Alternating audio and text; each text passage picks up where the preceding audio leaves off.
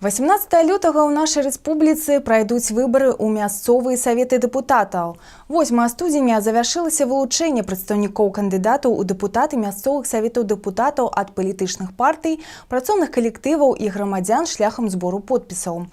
У цяперашні час па 18 студзеня праходзіць праверка дакументаў, прадстаўленых кандыдатамі. 32 выбарчыя камісіі працуюць над карэкціроўкай спісаў. Аб адным з кандыдатаў і пойдзе гаворка ў нашым наступным сюжэце. Чалавек справы. Менавіта так можна ахарактарызаваць майстра цэнтральнай кацельні нумар 1 і кацельні нумар 4 Шклоўскага унітарнага камунальнага прадпрыемства «Жылкамгаз», дэпутата раённага савета дэпутатаў па льнозавадской першай выбарчай акрузе нумар 12, старшыні раённай арганізацыі «Беларускі саюз ветэранаў вайны ў Афганістане» Ігора Падалякава. Уже не першы год наш герой працуе майстрам двух кацельняў у нашым горадзе. Працу любіць і не ўяўляе сябе без яе і без своего коллективу опытных супрацоўников. Котельная, будем говорить, центральная в городе. Большая на них и тепловая нагрузка, и очень много населения обслуживает, жилых домов, жилого сектора, детские сады, школы, школы, значит, магазины. Вот, хватает всего. И с населением работы, и с дошкольными учреждениями, и со школами.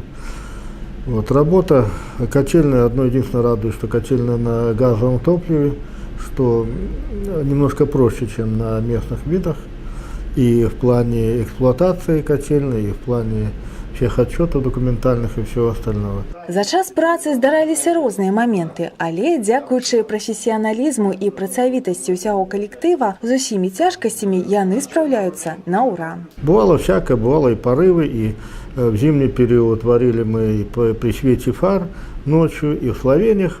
В прошлом году дом, когда вышел из строя в мороз 20 градусов, мы своими сварщиками там за сутки переварили дом, помогали ЖЭО нашему.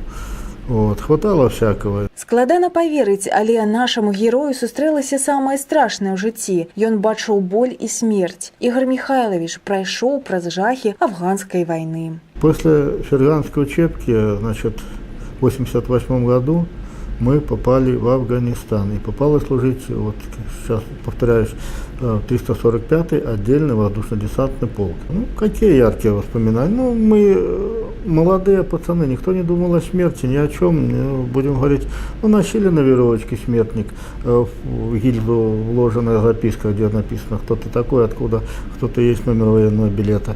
Вот. Но, тем не менее, все же...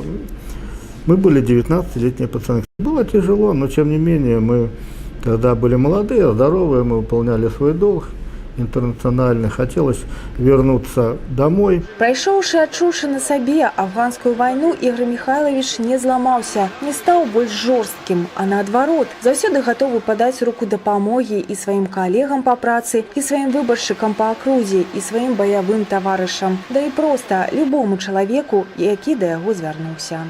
Я как в армии стараюсь работать на опережение, чтобы не порождать там жалобы какие-то, и народ, чтобы возмущался, что-то ходил и требовал. Вот, я старался всегда, не, будем говорить, не афишируя это, ничего, просто где-то подходить к одним, другим, третьим товарищам, попросить чисто из уважения ко мне, из уважения, значит, наши, будем говорить, взаимоотношениями, работе совместной, приехать там что-то или подсыпку сделать, или поправить бордюр какой-нибудь, или дорогу, там были нюансы, пару раз перекапывали возле моего дома.